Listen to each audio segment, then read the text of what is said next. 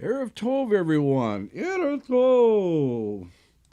It is Monday night. It is 8 p.m. here on the east side of the United States, here in the diaspora. This is the Maimon Beit Knesset, therefore it must be Zeyde Story Corner. That's right, Zeyde's Story Corner. And we are coming to the end of the stories of Isaac Bashevis Singer.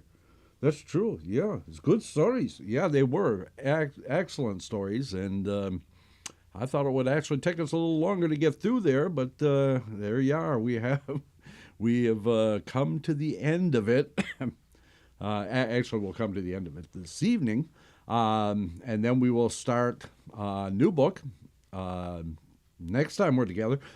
Just a heads up, everybody, that we will not be on next week.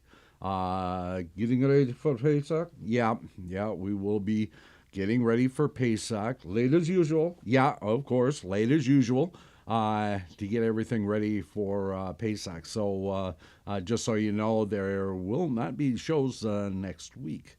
So anyway, so we have these are the new book are going to be basically folktales from the Sephardic tradition.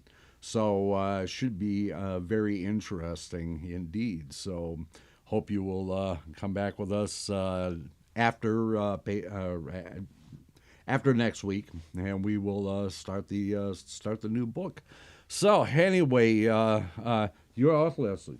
Yes, we were both of us were off last week. Yeah, I had a bad cold, and yeah, coughing. Yeah, coughing. Yeah, sneezing. Yeah. There was sneezing and sniffing. Yeah. All the sniffing that goes with it and everything, and the runny nose. Yeah. And you're not going to do that tonight, are you? No, I won't be doing that tonight. Well, that's good. Well, you haven't got anything to say. I mean, you had the cold too. Funny how that works. You know that? Yeah, it is funny how that works. Every time I get something, you seem to somehow pick it up. I wonder what the connection is there. Anyway. Okay, so yeah, you had it pretty bad too. You were coughing and hacking, and yeah, my nose was running. Yeah, it was. It was really bad too. Yeah, was it really that bad, huh?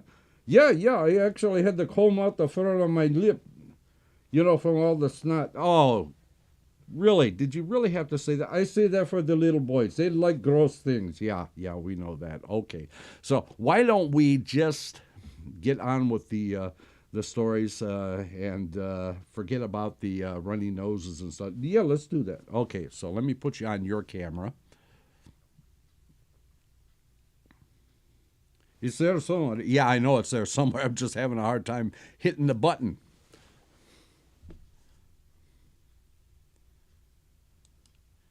There we go. We are finally on. Okay, so we are going to finish these stories tonight. As you remember, 2 weeks ago, we had started a story called Tashlik, and it was the boy who had parents had moved to a small village from, I think, Warsaw, and he was not happy about it because he liked the big city. And anyway, so another family moves into town, and they are also from Warsaw, and they have a girl, and he kind of becomes infatuated with the girl, and he can't really make contact with them because his family is very orthodox, and they are kind of what would you call it? What would you call it there? Kind of reform, I guess. Yeah, that's a good term for it. Reform. So anyway, the mother didn't wear a shadel or anything like that. So anyway, so he becomes infatuated with this young girl. So anyway, we will back up just a little bit, just to remind you where we were. So, I was too shy to talk to her. Wasn't even sure she knew who I was, since She had a way of looking over people's heads. But I knew that, like me, she was living in exile. She didn't seem to ever stop meditating, would pause to examine trees, and would reflectively stare down well shafts. I kept trying to meet her, but I couldn't think of a plan. Moreover, I was ashamed of my appearance, decked out as I was in a velvet cap, a long gabardine, and red earlocks. I knew that I must seem to her just another Hasidic boy. How could she guess that I was reading Nuthamsun and Strindberg on the sly and studying Spinoza's Ethics in a Hebrew translation? In addition, I owned a work by Flammarion and was dabbling in the Kabbalah. In the evening, when I perched on the highest branch of the lime tree, I gazed up at the moon and the stars like an astronomer. Feigeler's window was also visible to me, and just as inaccessible as the sky. I had already been matched with the daughter of a rabbi. Every day my father read me a lesson from the Shulchan Aruch on how to become a rabbi. The villagers watched me constantly to make sure that I committed no transgression. My father complained that my frivolity jeopardized his livelihood. All I needed was to be caught talking to a girl, particularly Aaron's, the watchmaker's daughter. But when I sat up in my tree at night watching Feigeler's window, I knew indubitably that my longing for her must someday bring a response. I already believed in telepathy, clairvoyance, mesmerism. I would narrow my eyes until the light of Feigeler's lamp became thin, fiery filaments. My psychic message would speed across the blackness to her, for I was seeking to emulate Joseph de la Reina, who, by using the powers of holy names, had brought the Grand Vizier's daughter in a trance to his bed. I called out to Feigeler, trying to invade both her waking thoughts and her dreams. I wrapped a phantom net around her like some sorcerer from the Arabian Nights. My incantations must inevitably kindle love in her heart and make her desire me passionately. In return, I would give her caresses such as no woman had ever received before. I would adorn her with jewels dug from the moon. We would fly together to other planets, and she would dwell a queen in the supernal places. For reasons which I was unable to explain, I became convinced that the beginning of our friendship would date from the reading of the Tashlich prayer on Rosh Hashanah afternoon. This premonition was totally illogical. Probably an enlightened girl like Vagala would not even attend the ceremony. But the idea entered into me like a dybbuk. I kept counting the days and hours until the holiday, formulated plans, conceived of words I would say to her. 2 or 3 times, perching among the leaves and branches, I noticed Fagala standing at the window looking out. I could not see her eyes, but knew that she had heard my call and was searching for me in the darkness. It was the month of Elul, and every day the ram's horn was blown in the study house to drive away the Satan. Spider webs drifted to the air, cold winds blew from the Arctic ice cap.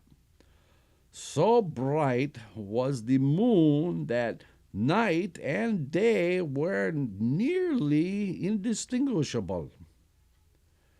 Crows, awakened by the light, croaked. The grasshoppers were singing their final songs. Shadows scampered across the fields surrounding the village. The river wound through the meadows like a silver snake. It was Rosh Hashanah, and I put on the new gabardine and new shoes I had been given and brushed my side locks behind my ears. What more could a young Hasid do to look modern? In the late afternoon, I started to loiter on Bridge Street, watching the townspeople file by on their way to the Tashlich ceremony. The day was sunny, the sky as blue and transparent as it is in midsummer.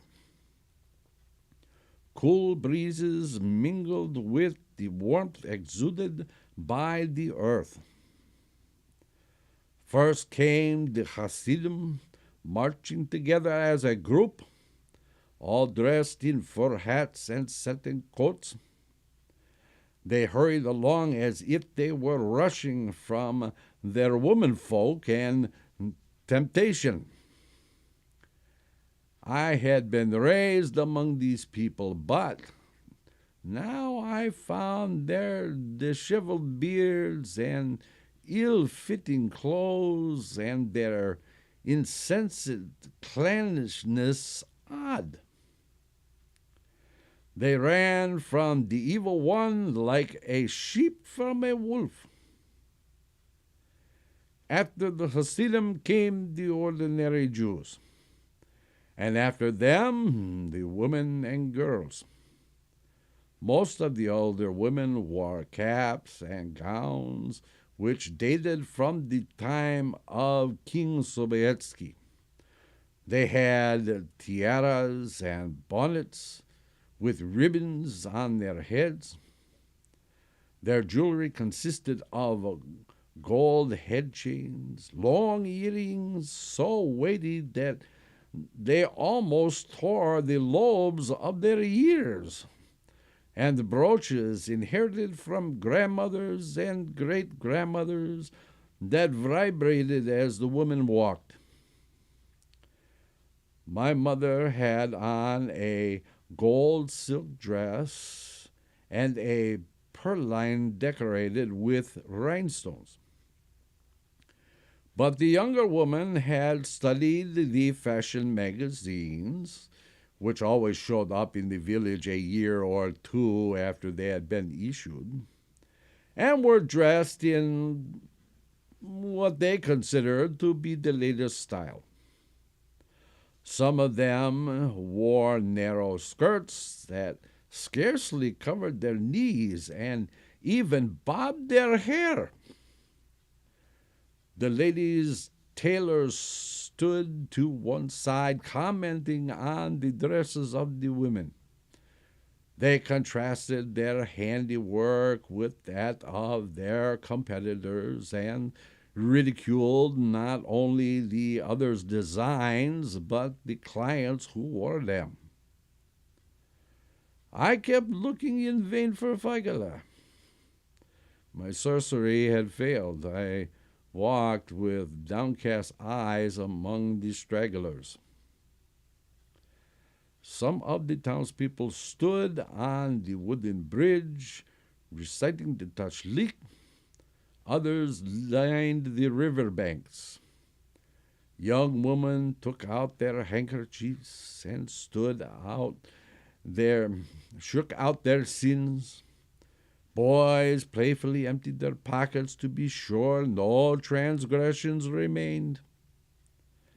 The village wits made the traditional Tashlik jokes. Girl shakes as hard as you want, but a few sins will remain. The fish will get fat feeding on so many errors. I made no attempt to say the prayer, but stood under a window watching a huge red sun, which had split in half by a wisp of cloud sinking in the west. Flocks of birds dipped toward the water, their wings one instant silver and next leaden. The color of the river turned from green to rose. I had lost everything that mattered here on earth, but still found comfort in the sky. Several of the smaller clouds seemed to be on fire and sailed across the heavens like ships with burning sails. I gaped at the sun as if I were seeing it for the first time. I had learned from Flammarion that this star was 1.5 million times as large as the Earth and had a temperature of 6,000 degrees centigrade on its surface and hundreds of thousands in its interior. Everything came from it: light, warmth, the wood for the oven, and the food in the pot. Even life and suffering were impossible without it. But what was this sun? Where did it come from? Whence did it travel, moving in the Milky Way and also with the galaxy? Suddenly I understood why pagans had worshipped it as a god. I had a desire to kneel and bow to it myself. Well, could one be certain that it lacked consciousness? The guide to the perplexed said that the heavenly bodies possesses souls and are driven in their orbits by ideas emitting in divine music as they circle.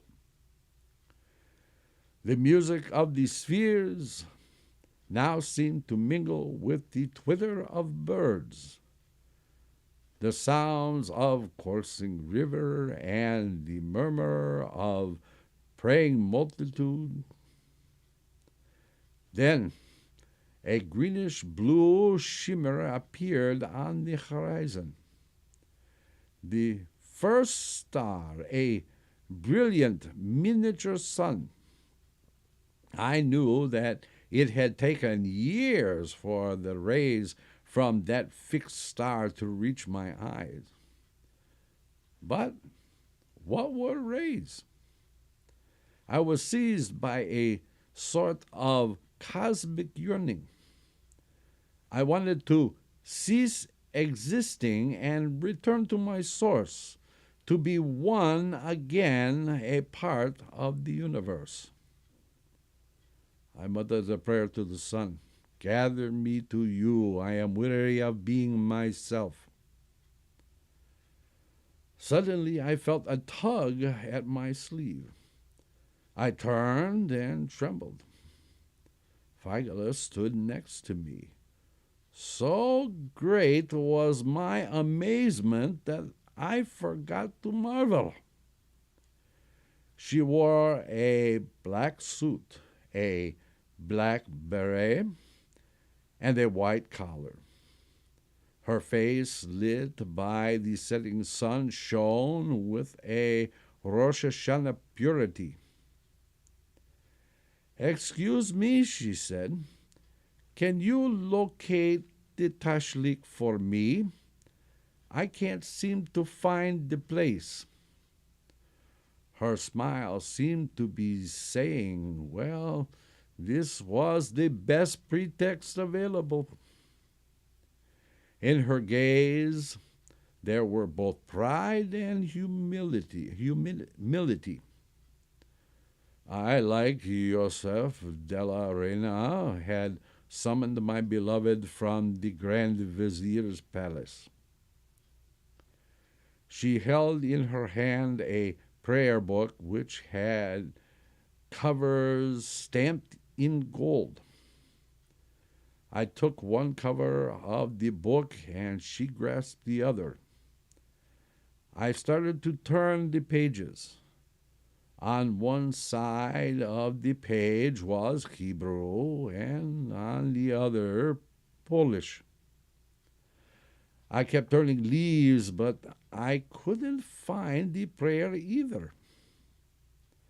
The crowd had already begun to disperse, and heads kept turning in our direction. I started to thumb through the book more quickly. The Tashlik prayer just could not have been omitted. But where was it? Figula glanced at me in wonder, and her eyes seemed to be saying, "Don't get yourself so wound up. It's nothing but a stratagem." The letters tumbled before my eyes. The prayer book trembled as though it were living. Inadvertently, Figula's elbow and mine touched, and we begged each other's pardon.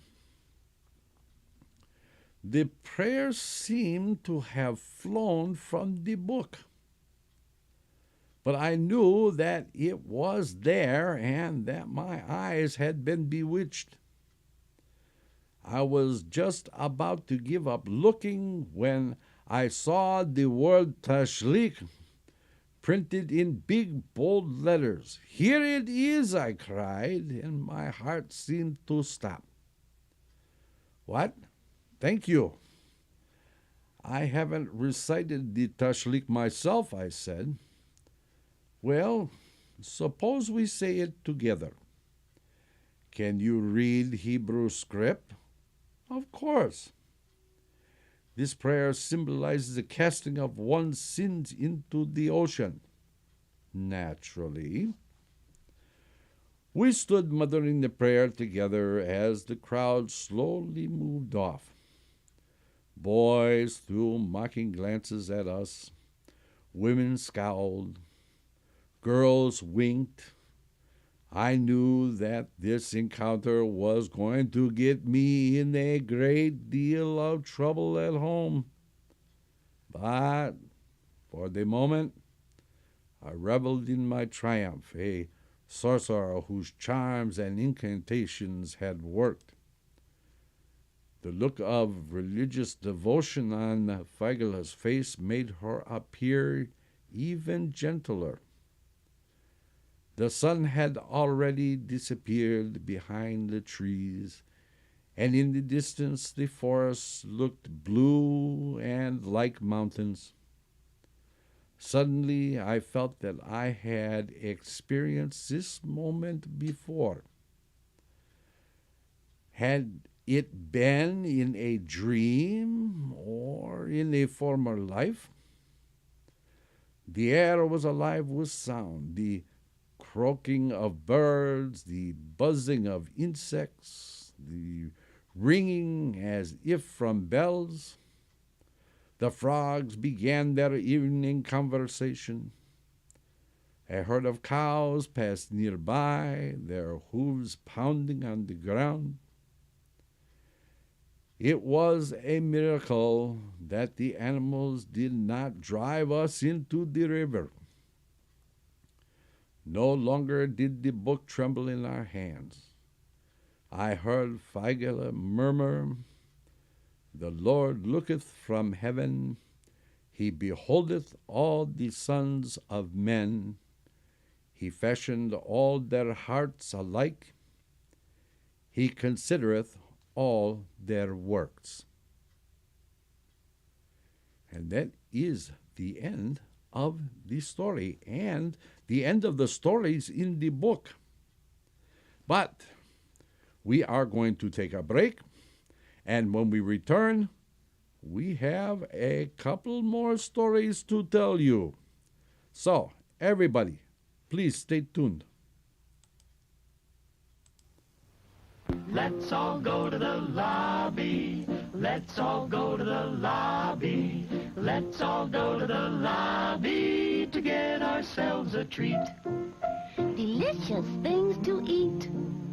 The popcorn can't be beat. The sparkling drinks are just dandy. The chocolate bars and the candy. So let's all go to the lobby to get ourselves a treat. Let's all go to the lobby to get ourselves a treat. It's intermission time, folks, so hurry, hurry, hurry. Step right over to our refreshment center for the most extravagant array of refreshment goodies ever assembled under one roof. Enjoy breathtaking, mouth-watering goodies, everything from a snack to a delicious full meal. At our refreshment center, you'll find a large variety of goodies to satisfy your hunger, your thirst, or your sweet tooth. So hurry, hurry, hurry. Visit our refreshment center now. The show starts in 5 minutes.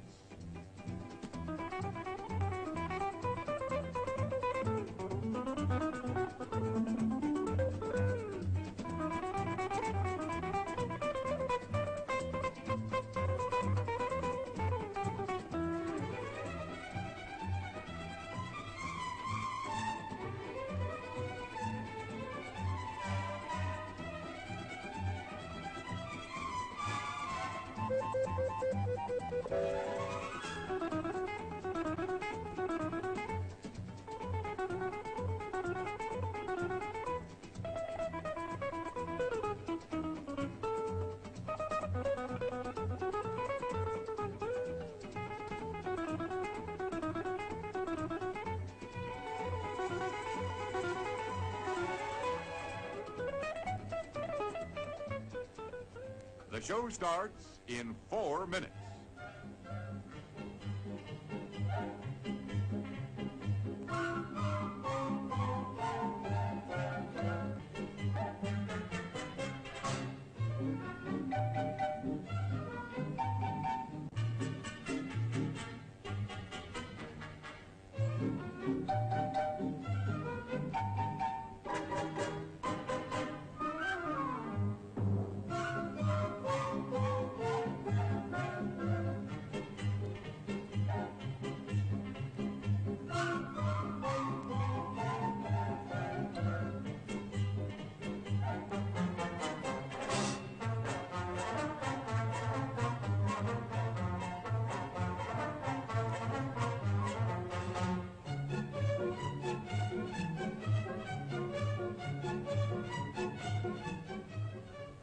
The show starts in 3 minutes.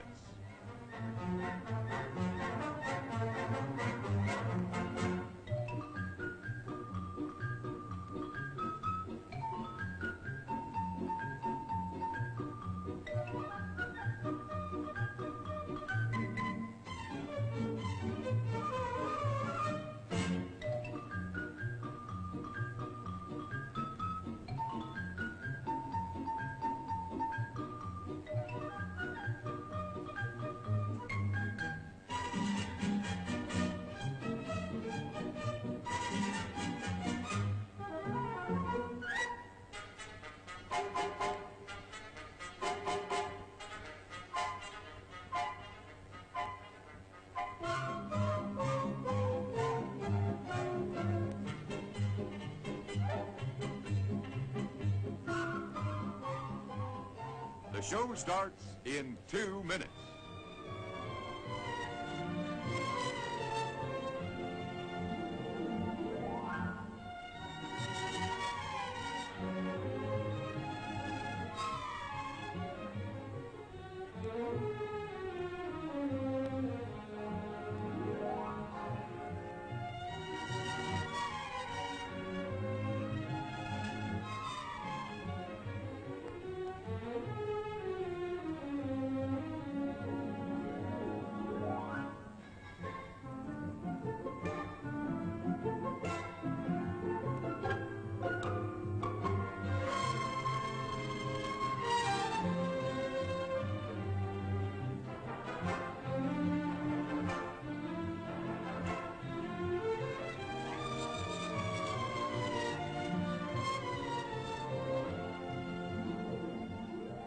The show starts in 1 minute.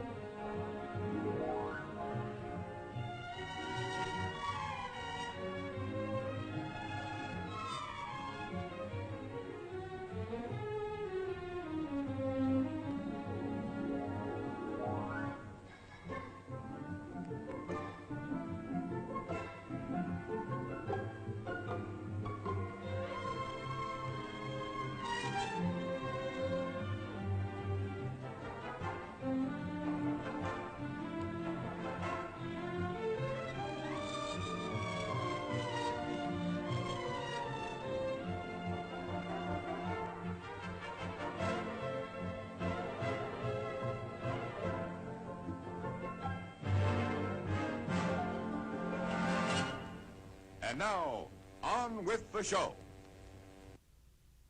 And we are back, just as we promised. Okay, so, since we are at the end of the book, I have a few little stories here for you this evening. These are a segula from the Kotznitzer Magid. So just in case you don't know, a segula is a protective or benevolent ritual in Kabbalistic and Talmudic tradition. The segula from the Kotznitzer Magid is to be read, is to recite 3 well-known stories related to Pesach on Shabbat HaChodesh or during the weeks leading up to Pesach. The segula is that the stories will bless the Jewish people with an abundance of provisions and necessities for the upcoming Pesach. There are 3 stories, and we have kind of rewritten them in our own version, just to make it maybe a little more appealing to the kinder. So, let us begin. This first one is called The Barrels of Water. Once upon a time, as these stories so often start, there was a certain poor Jew who was worried that he would not be able to provide for his family for the upcoming Pesach. Day after day, he worried and pondered how he could make enough money to provide for their needs and still have a delightful Pesach. One day, he came upon an idea that he was sure Be'ezrat Hashem would guarantee that his family would enjoy a wonderful Pesach. Now, the poor Jew knew that there was a shortage of brandy in the shtetl where he lived, and there would be a big demand for brandy before Pesach. He also knew that none of the nearby towns or cities had any brandy to spare. So his idea was to search out the next country and purchase brandy there, bring it back and sell it for a profit and have enough money to supply his family's needs, have a good Pesach, and have money left over for the rest of the year. So, he took all his money and the little savings he had put away for Pesach, asked that Hashem would make his plans successful, and headed off across the border to the next country to find a place to purchase brandy.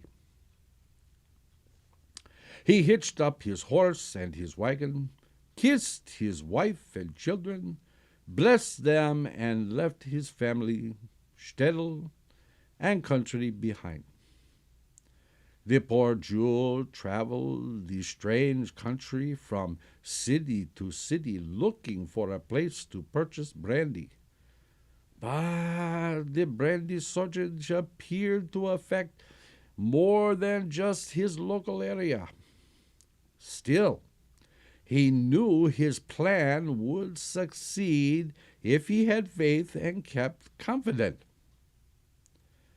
After many miles and weeks of searching, he finally found a place that had an overabundance of brandy. So he was able to purchase enough barrels of brandy to fill his wagon.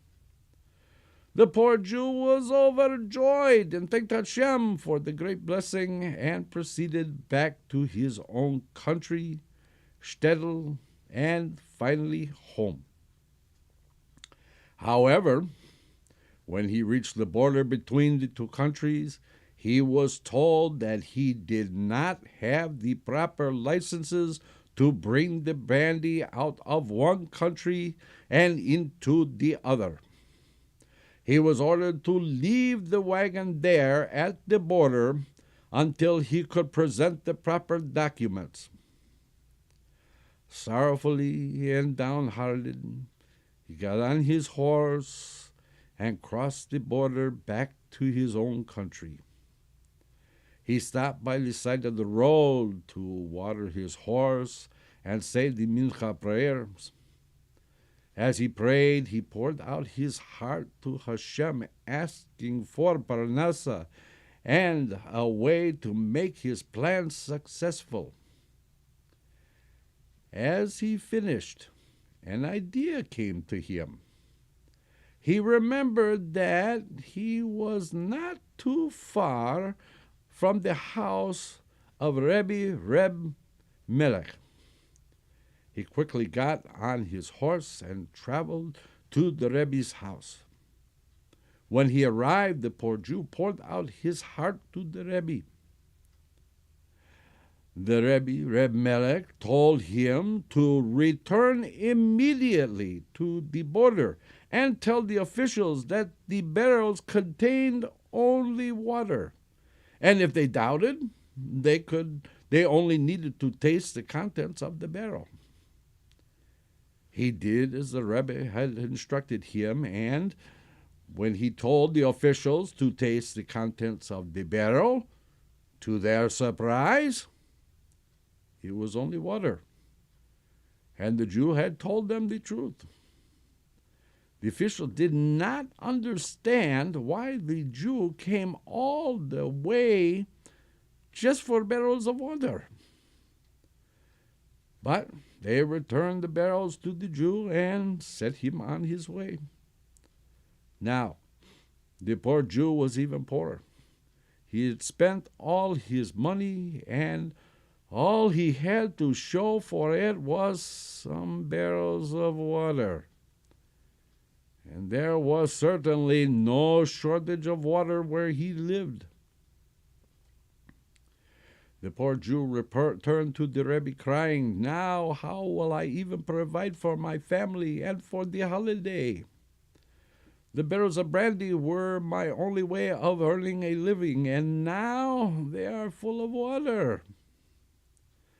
The Rebbe, Reb Melech, asked him, "Have you so little faith in Hashem? Go out and taste the contents of the barrel." To the Jews' great delight, the barrels were again full of brandy. The poor Jew returned home. He sold the brandy at a great profit. When the nearby towns and villages got word of the brandy, they all traveled to the shtetl to purchase brandy and other things the people had to offer. The entire shtetl had a very profitable week before Pesach.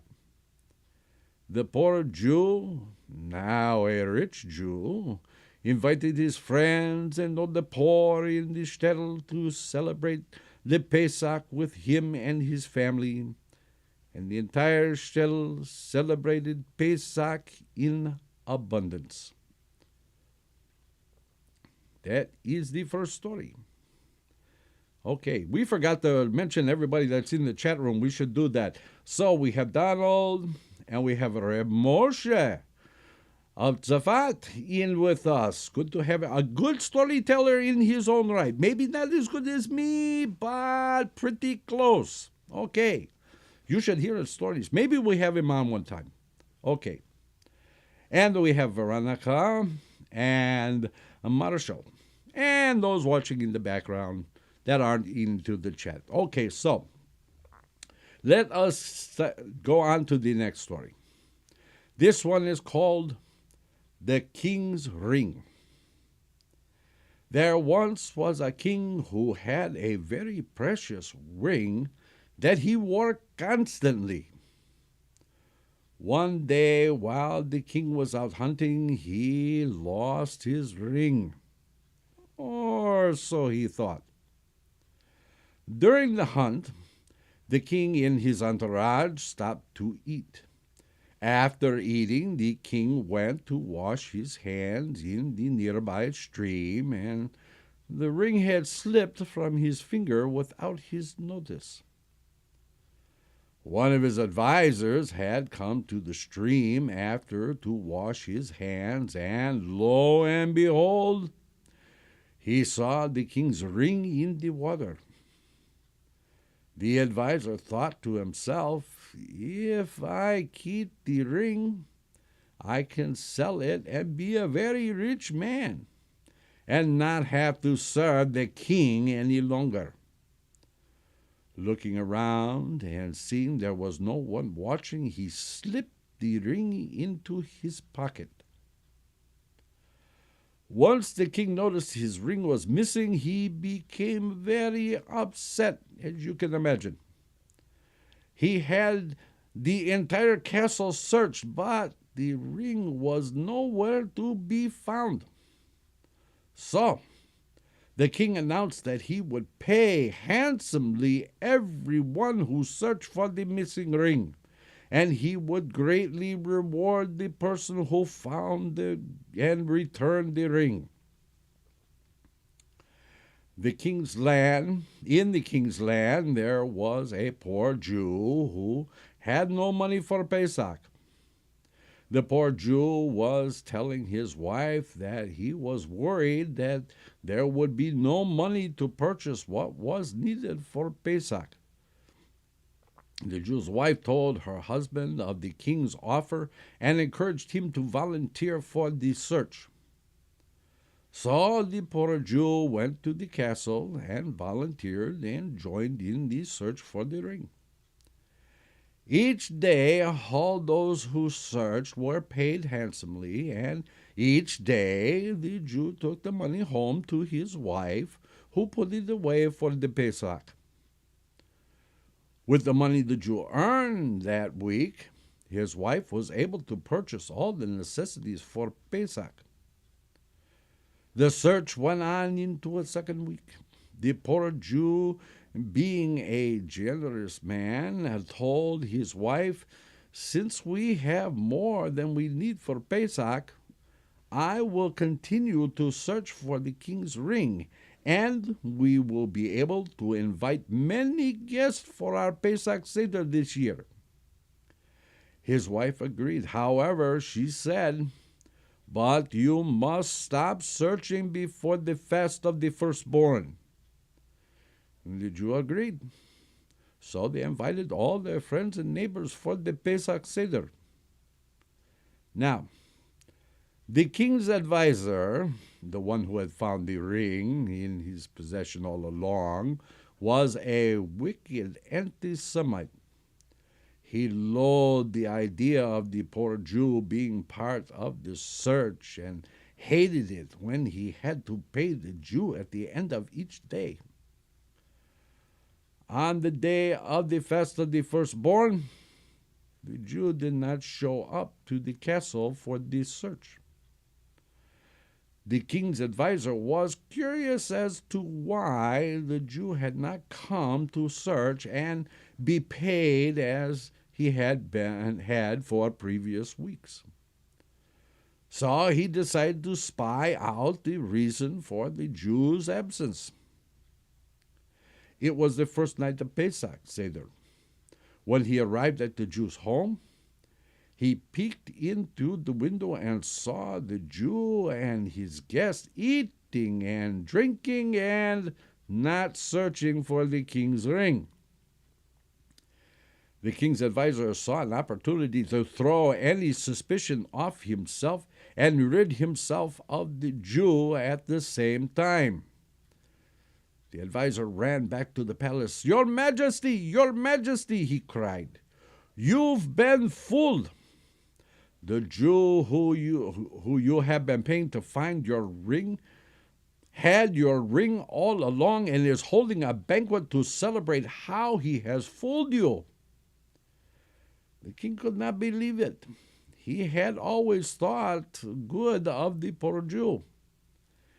"This cannot be," he said to the advisor. "He is an honest and good man."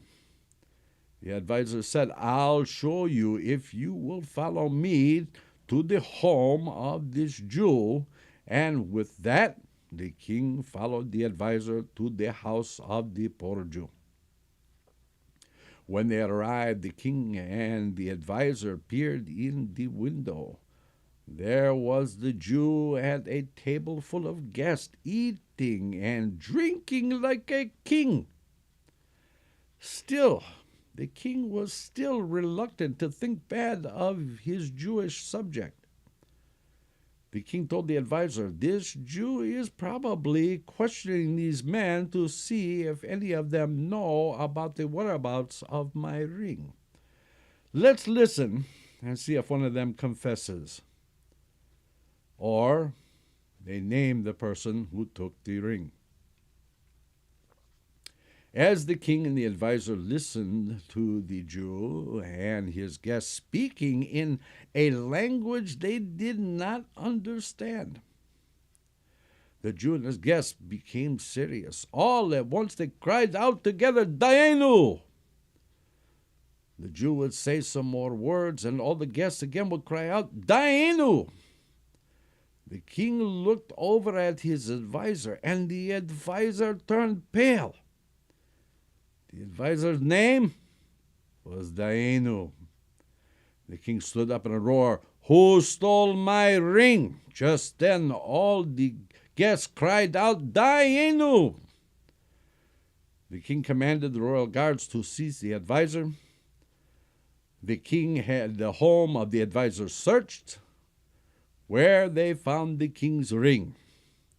They jailed him, and he confessed to stealing the king's ring. And the Jew was richly rewarded, had all his needs for Pesach in abundance. Okay, this is the last one, and it is my favorite one of the three.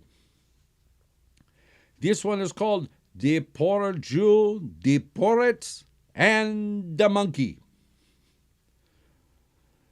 A long time ago, there was, did you guess? Yes, a poor Jew who worked very hard for his landlord, the Poret. The Poret took great pleasure in trying to provoke the Jew in one way or another. One day, the month before Pesach, the Poret came up to the poor Jew and said, You are very fortunate that you have me to depend on for your livelihood. Otherwise, you would starve." The Jew was a simple and pious man, and in his simple way he answered the poet, saying, "I do not understand what it is that you are saying. There is a God in heaven, that is for sure, and God provides for all his creatures, and I thank him for everything I have. So, I am not worried for my livelihood. If the poets decided not to serve as God's agent and provide for my living, God will find for me another source." With that, the poets became enraged. "You are a lazy Jew, and I am not paying you for this month's work. And if you believe your God will provide for you, let him do so. You must be off my land by the end of the week. When you are starving, you will come back to me and beg me for your livelihood. Then we will see whom you thank." And so the poets banished the Jew from his property right before Pesach.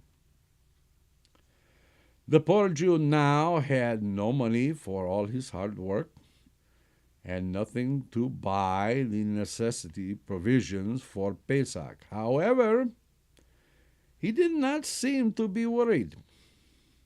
He went to his small house and told his family they must abandon the house by the end of the week, and they should all prepare for the move. His wife was greatly distressed and began to sob. "What will we do now? Where will we go? And what about the Pesach?" The poor Jew looked at his wife and said, "Don't worry, God will provide." And with that, he went to do Ma'ariv prayers. Now, the poet had a huge treasury room in his large house where he kept all his gold. One of his great pleasures was to go into the treasury room each week to count and polish his coins. Now, not being a very cultured man, the poet would put each coin in his mouth, spit on it, and then polish it until it shone. The poet also had a pet monkey, which he had dressed in a little red hat and red vest with gold trim and fake gold coins dangling from the vest that tinkled like bells as the money moved. When the poets would go into the treasury room once each week, the monkey would go with the poets into the treasury room and watch him. The monkey watched his master put the coins into his mouth. The monkey thought the poets was eating the coins. Well, as they say, monkey see, monkey do. A few days after the poets told the poor Jew that he had to leave the property, the poets went into the treasury room with his monkey to clean and count. As he was cleaning the coins, one of the servants came to the room and told the poets that a messenger had arrived with a message from the king. The poets left the room annoyed, leaving the monkey behind. The monkey climbed onto the table and began to eat the coins. One after another, the monkey put a coin in his mouth and swallowed it. The monkey ate so many coins that it choked and died. When the poets returned to the treasury room, he saw the monkey on the floor. He picked up the monkey and tried to shake it awake, but realized it was dead. Hearing the tinkling of money, he didn't realize the cause of its death. He thought he was hearing the fake coins on the monkey's vest. "Stupid monkey," the poet said. Then he got a wicked idea. If the Jew thinks that his God will provide for him, let's see what he thinks when his God provides him with a dead monkey for all his prayers. The poet called one of his servants, and he commanded his servant to throw the monkey into the house of the Jew. The servant took the dead monkey and, as he was instructed, threw the monkey through the window into the Jew's house. When the monkey landed on the floor, its stomach burst open and all the gold coins scattered across the floor. A few nights later, the poet sent his servant to see how the Jew was suffering without food or money. But the servant returned and reported that the Jew's house was empty and they were gone. The servant also reported that a rich Jew had just bought the biggest house in the town and was inviting all the Jews of the town to a lavish Pesach Seder. Just before Pesach, the poets went to visit the rich Jew and found it was the poor Jew that he had banished from his property. The poets was stunned and asked the Jew how he had come into so much money. The Jew told the poets that they had been packing up the house to leave when suddenly someone threw a dead monkey into the house, and the monkey was full of hundreds of gold coins. The poets then lowered his head, dejected, and he admitted, "Now I truly see that it is your God who provides for all." Thus the Jew was able to buy an abundance of provisions for Pesach. May you all be blessed with abundant resources for a Freiliche and kosher Pesach. May your tables abound with guests who enlighten your Seder with gems of Torah. May you and your children's children not know from want all the days of your life.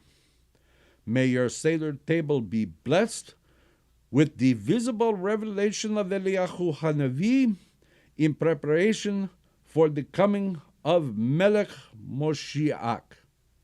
And with that, we will close our show for tonight. Don't forget the Torah study in depth on Wednesday. Until then, my dear friends, we will simply say, Laila Tov and Hag Pesach Sameach.